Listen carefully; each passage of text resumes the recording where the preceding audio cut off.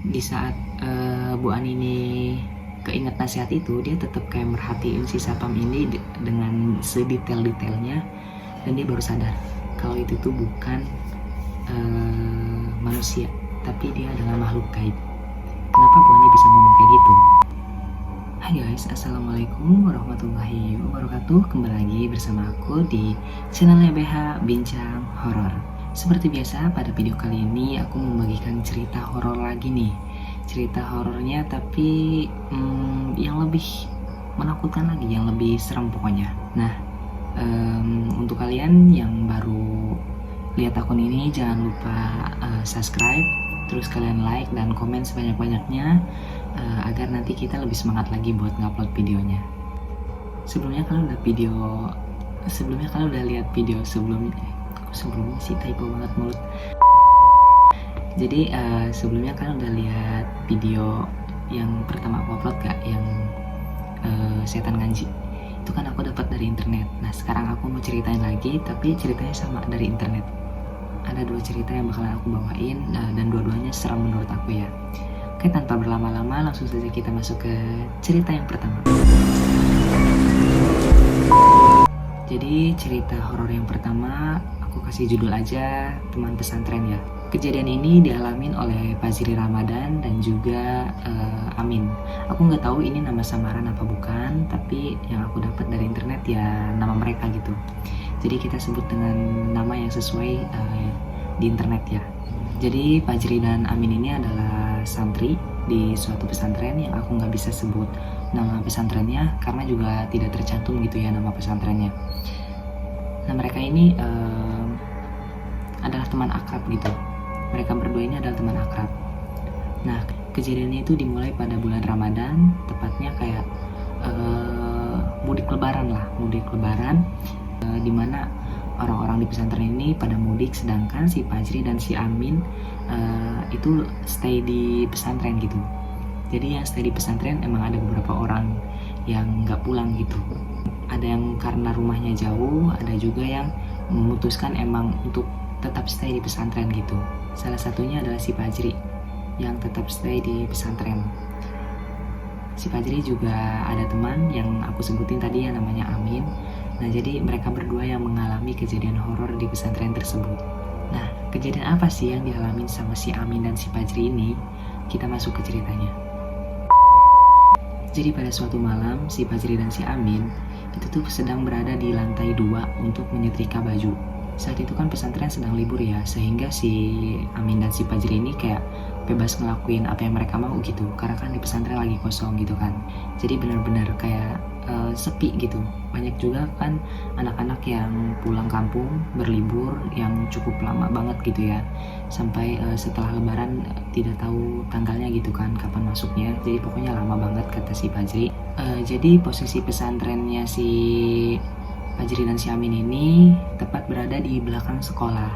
Jadi saat mereka menyetrika di lantai 2, mereka sambil melihat pemandangan ke depan gitu kan, ke area sekolah. Di area sekolah tidak ada lampu sama sekali, jadi keadaannya gelap gulita. Dan di jalan-jalan pun benar-benar nggak ada lampu. Jadi kebayangkan kalau malam itu tuh benar-benar gelap gitu, nggak ada penerangan sama sekali.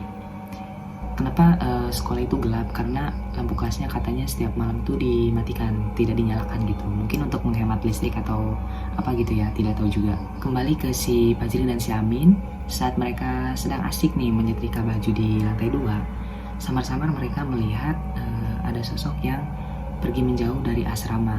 Dan mereka nggak asing sama sosok itu, yang ternyata itu adalah si Yahya. Si Yahya ini adalah teman kamar mereka. Jadi dalam satu kamar itu kayak ada 4 atau 6 orang gitu ya. Nah, si Yahya ini adalah teman kamar si Amin sama si Fajri.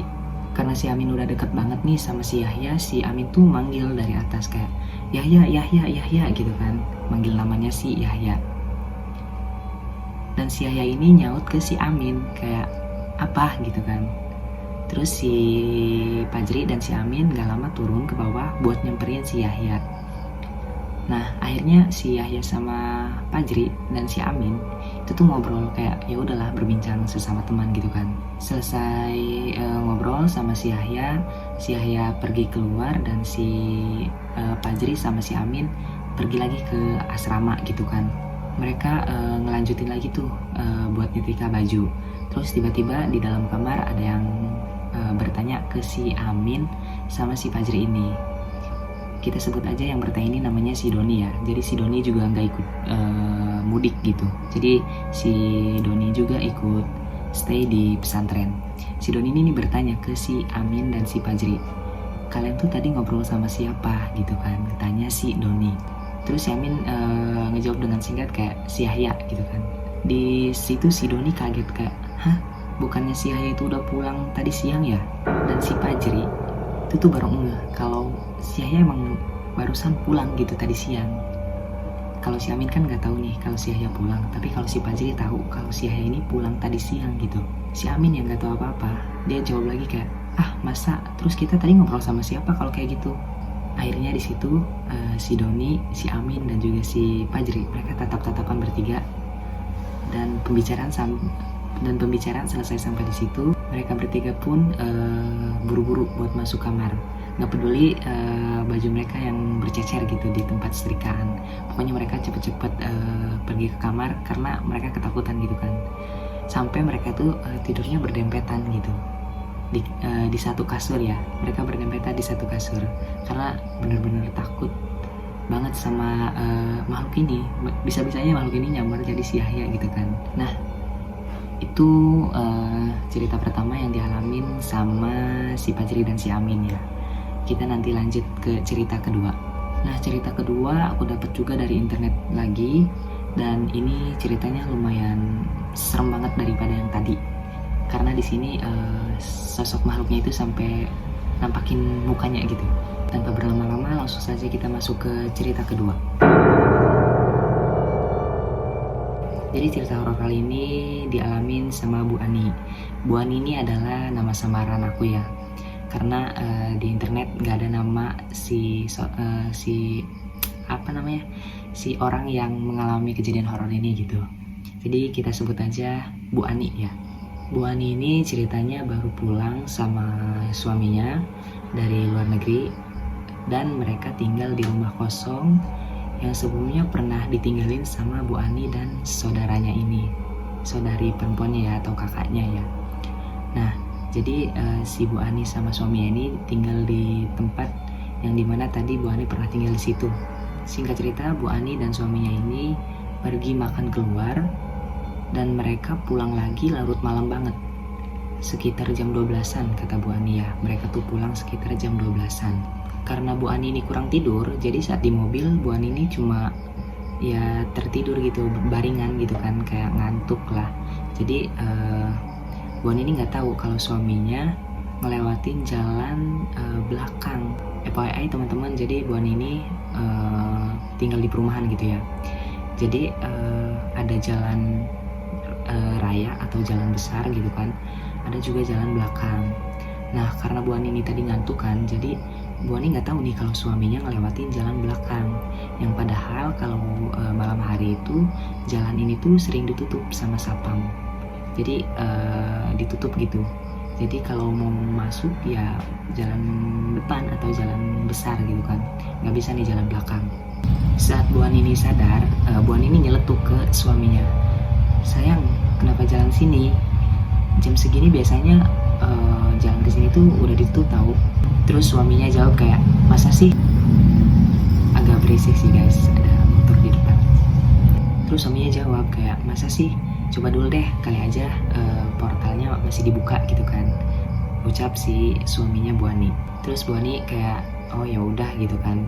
Dia nurutin kemauan suaminya dan mungkin emang benar gitu, portalnya masih dibuka gitu kan. Nah, pas sudah nyampe di depan portalnya ternyata benar guys. Jadi portalnya itu gelap dan posisinya udah ditutup gitu. Jadi emang benar-benar nggak bisa masuk di mobil gitu kan. Di saat posisi gelap kayak gitu, Bu Ani ini samar-samar ngelihat ada satpam gitu yang jaga di posnya.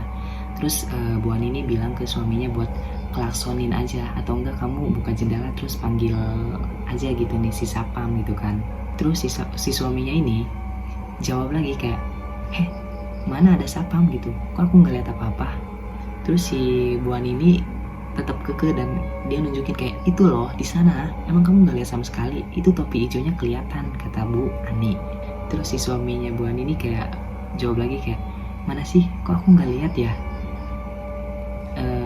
Pokoknya suaminya tuh posisinya kayak celingak-celinguk sambil nyari apa yang ditunjuk sama Bu Ani ini gitu, karena Bu Ani nunjuknya ke arah pos gitu kan. Suami ini kayak ngeliat nggak ada siapa-siapa gitu. Terus di saat Bu Ani lagi berbaring kan karena ngantuk, dia tuh kayak agak tegak dan dia nunjuk, itu loh di sana, masa kamu nggak lihat sama sekali gitu kan.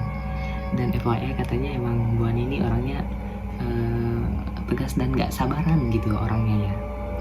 Jadi dia kayak mau nyoba turun dari, jadi dia bilang ke suaminya biar dia aja gitu yang turun buat manggil si sapam ini.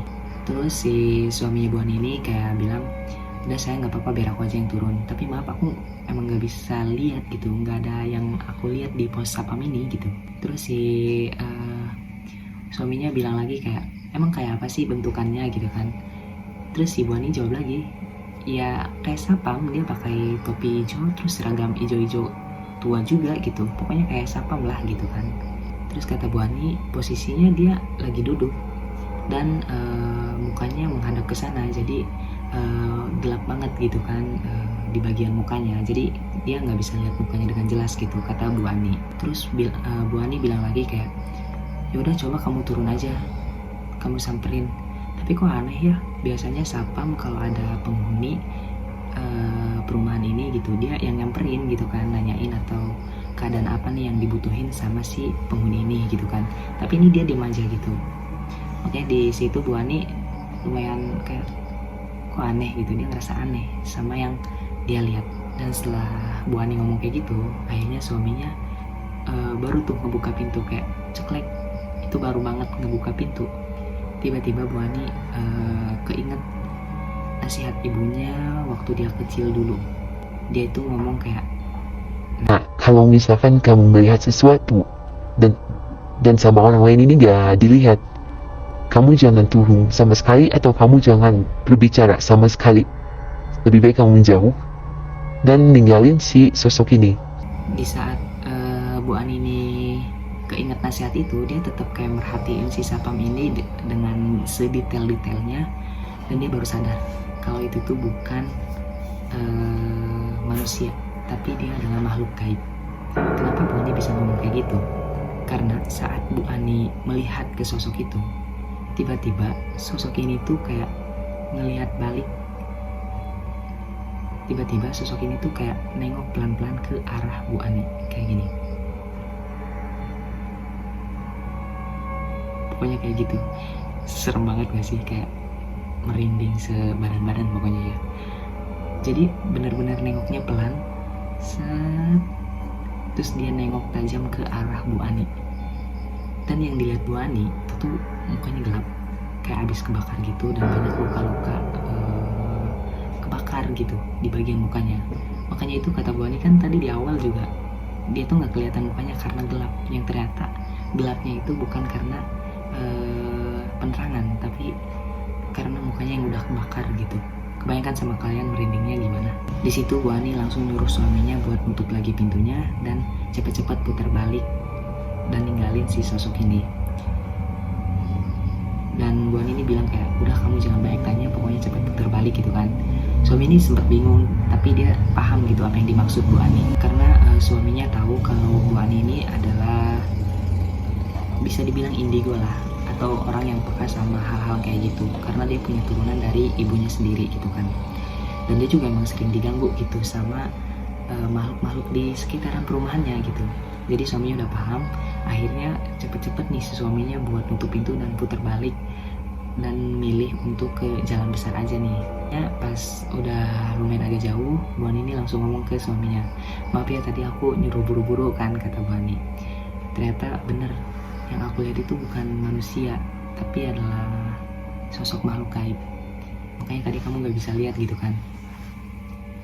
Sebenarnya aku, terus suaminya tuh jawab kayak, sebenarnya aku bingung, tapi aku paham kok apa yang kamu maksud, makanya aku cepat-cepat muter balik ikutin apa yang kamu perintahkan gitu kan.